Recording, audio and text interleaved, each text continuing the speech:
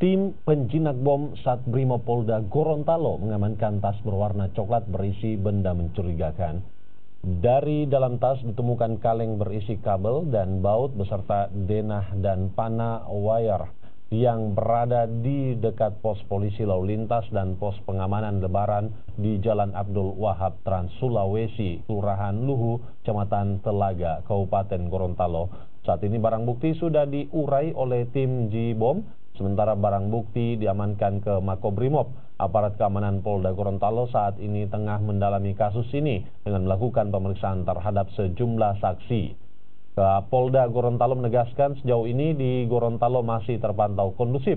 Belum ada kejadian seperti di daerah lain, namun pihaknya terus waspada terhadap berbagai ancaman dan teror sehingga masyarakat diimbau tak perlu khawatir.